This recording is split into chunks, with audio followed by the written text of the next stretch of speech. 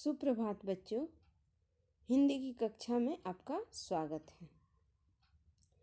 आज हम लोग वसंत पाठ में संकलित कविता वन के मार्ग के बारे में पढ़ेंगे। वन के मार्ग कविता तुलसीदास के द्वारा लिखी गई है। ठीक है, कविता को पढ़ने से पहले हम लोग तुलसीदास के बारे में थोड़ा जान लेते हैं। तुलसीदास जो है, उनका जन्म उत्तर प्रदेश के बांदा जिले के राजापुर गांव में सन 1532 में हुआ था।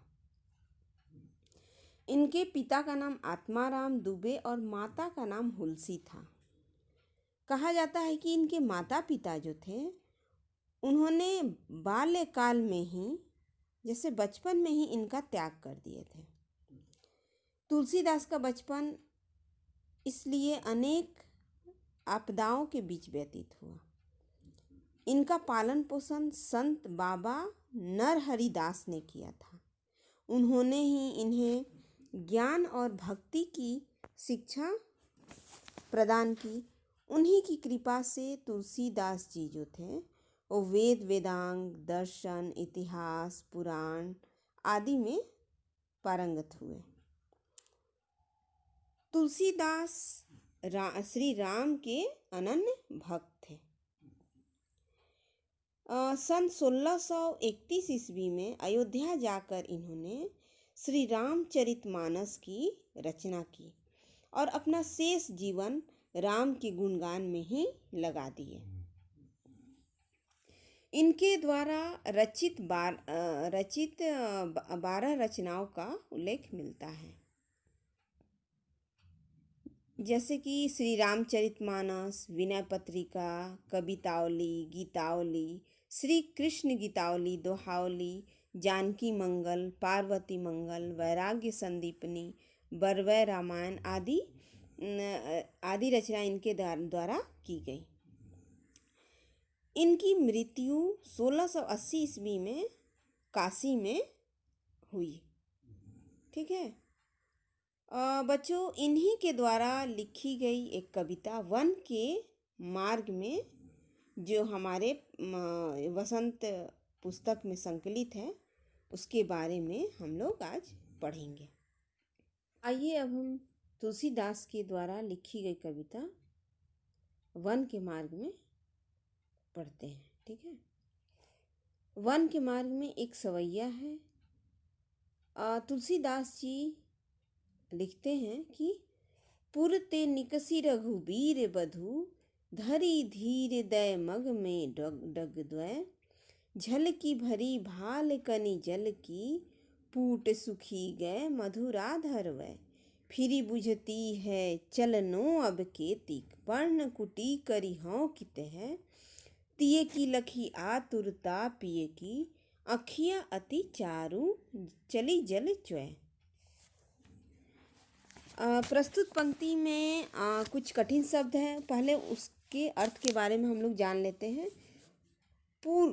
पूर यहाँ अयोध्या के लिए प्रयोग किया गया है। ठीक है, अयोध्या पुरी के लिए।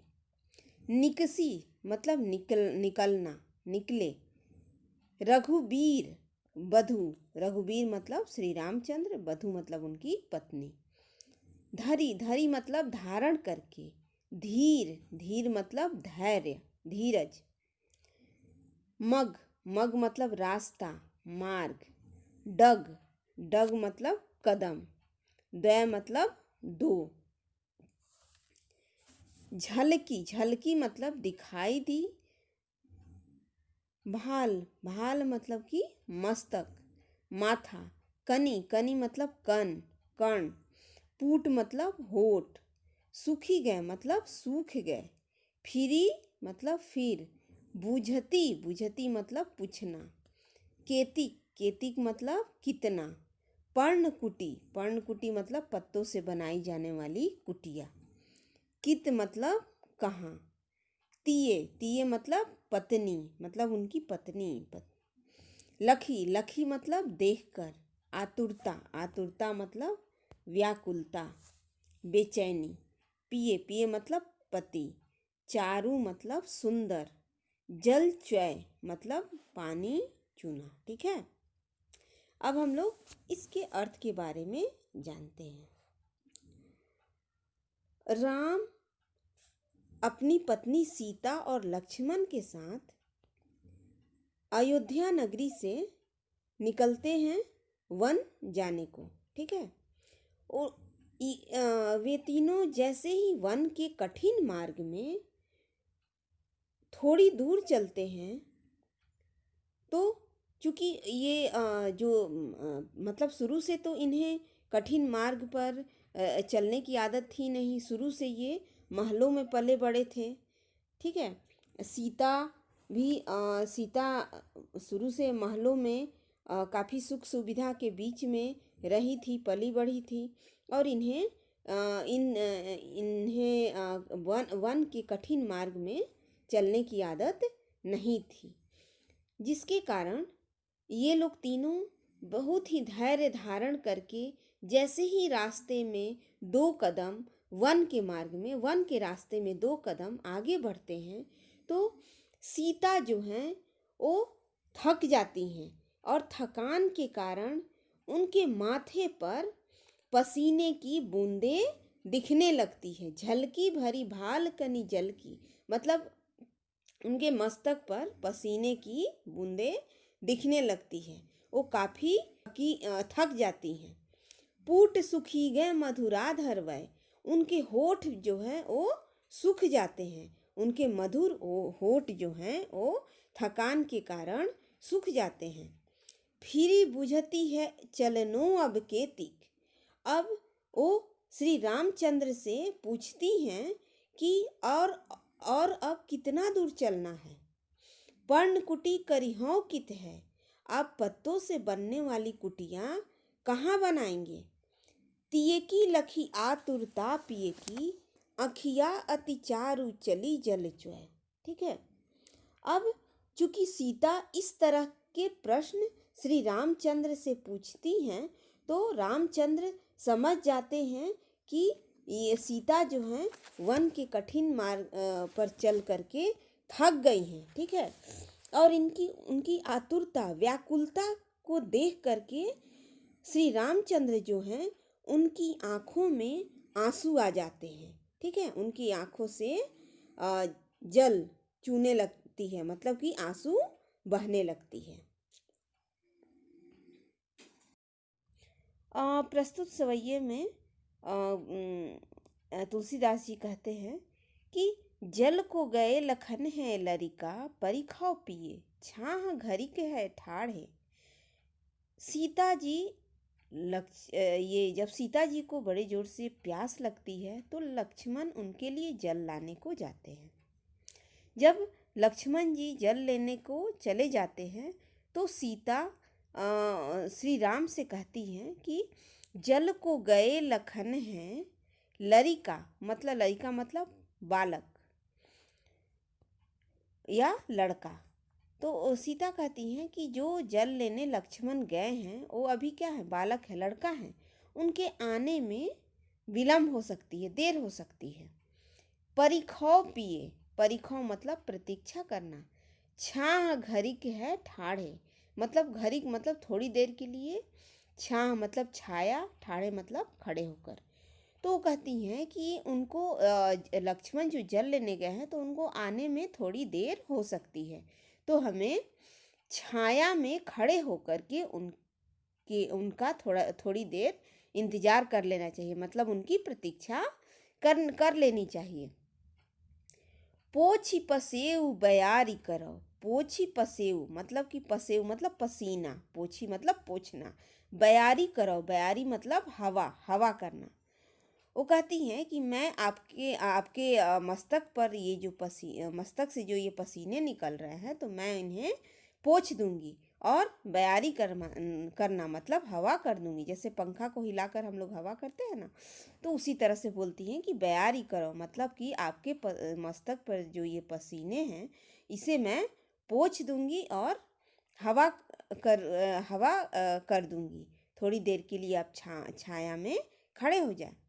अरु पाए पखारी हों भू भूरी डाढ़े, और कहती हैं कि जो पैर आपके गरम रेत से जल रहे हैं, जले हुए हैं, तो मैं इन्हें जल से धो दूंगी। पखारियो मतलब धोना, भूभूरी मतलब गरम रेत।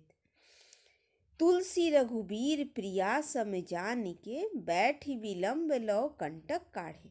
अब श्री रामचंद्र सीता के इन बातों को जब सुनते हैं तो मन में सोचते हैं कि सीता काफ़ी थक गई हैं और वो चाहती हैं कि मैं थोड़ी देर छाया में रुकूं, ताकि वो भी थोड़ी देर छाया में रुक सके, बैठ सके, ताकि उन्हें थोड़ा आराम मिल सके। ये सोच करके जो श्री रामचंद्र जी हैं, तो वो जा करके क्या मतलब कि सीता को थकी हुई जानकर वो एक पेड़ के नीचे जाकर बैठ जाते हैं और बैठ करके विलंब लौ कंटक काढ़े, और काफ़ी देर तक अपने पैरों में गड़े हुए कांटे को निकालने लगते हैं। जानकी नाह को नेह लखियो, पुल को तनु बारी विलोचन बाढ़े। अब जानकी, जानकी मतलब कि सीता, सीता को यहाँ जानकी कहा गया है। सीता जो है वो नाह को नेह, जानकी नाह मतलब कि सीता के नाह मतलब नाह मतलब नाथ, जो उनके पति हैं श्री रामचंद्र, को नेह लखयो मतलब उनके, नेह मतलब स्नेह, अपने प्रति सीता श्री रामचंद्र के इस प्रेम को देख करके पुलको तनु, तनु मतलब शरीर, इस स्नेह को, अपने प्रति इस स्नेह को देख करके उनका जो शरीर है वो पुलकित हो जाता है, प्रसन्न हो उठता है, और प्रसन्नता के मारे उनकी आँखों से आंसू निकलने लगते हैं। बारी बिलोचन बाढ़े, उनकी आँखों में आंसू भर जाते हैं। ठीक है, तो यहाँ इस पंक्ति में श्री राम का अपनी पत्नी सीता के प्रति जो प्रेम है उसको उसका वर्णन किया गया है। ठीक है बच्चों, तो ये आपका पाठ यहीं ख़त्म होता है। धन्यवाद।